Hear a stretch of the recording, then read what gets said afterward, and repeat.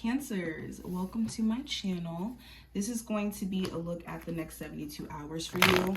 Of course, any information that you may be looking for will be listed in the description. If you do want a personal reading, or if you want to follow me on my other social medias. And let's see what the next 72 hours has in store for you. All right, Cancers. What does the next 72 hours have in store for Cancer, Sun, Moon, and Rising placement? Sorry, these cards are so old. But I love them. They're so simple and they allow the messages to just flow. Anywho, first card we have here, Cancers, is representing just the overall theme. And with the Page of Wands in reverse, there could be an Aries, Sagittarius, or Leo individual of significance, but you could be in a space to where you're irritated with the person you could be getting to know, maybe having like a casual sexual relationship with, and they could just be seemingly like uninterested in putting any effort forth beyond just like the sexual piece. There could also be just certain things beyond that are a little bit irritating, like creatively, there could be certain moves that you want to make or certain businesses that you want to have in place, and it could be irritating when it comes to just the demand of life and wanting to start these things but just not having the time to. You also could just be irritated that in your relationship, maybe the sex life is just not as exciting as it used to be. You or your person could be extremely focused on career related stuff, or have just not been in this motivated energy to do what's necessary for the relationship, like go on dates. Sometimes even communicate or do what they used to do in the beginning of the relationship. And this could be something that you're noticing a lot during this time frame.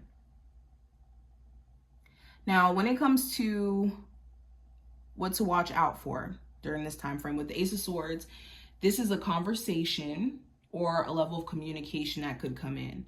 Now, check your emails, text messages, voicemails. There's some sort of important information that could be exchanged to you via a conversation. Okay?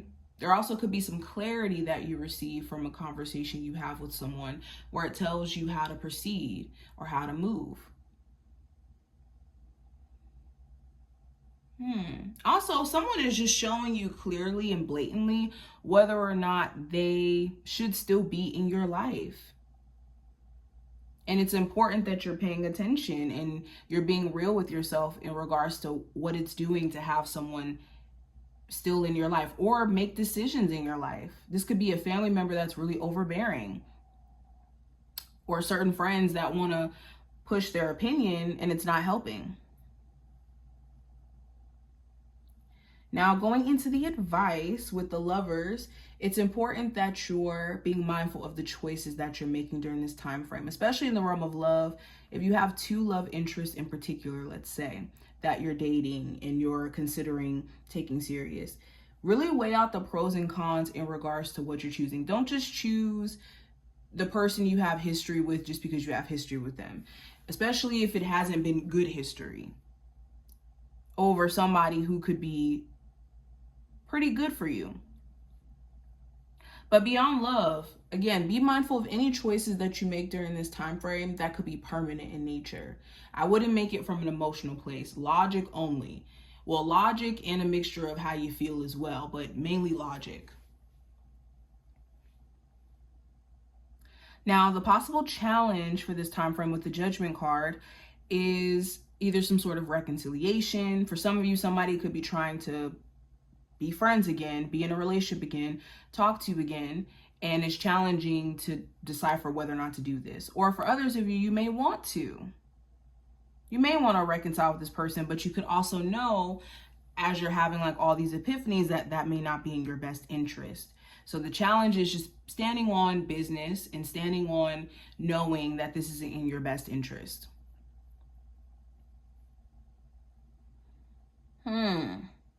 In general, the challenge could be just certain epiphanies that you're having. You could be having these realizations and then almost like going into this energy of shaming yourself for realizing certain mistakes that you've made, or understanding the lesson finally of why certain things have, been in your life, or certain things have happened. It's important that you don't shame yourself for this though. Now, what you may not be aware of with the Hierophant.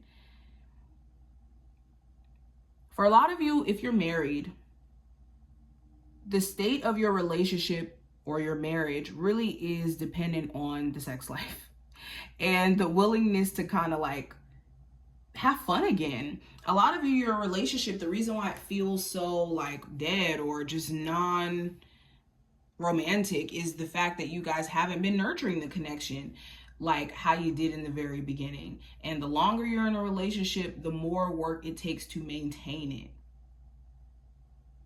And it's important to understand that. Another thing you may not be aware of,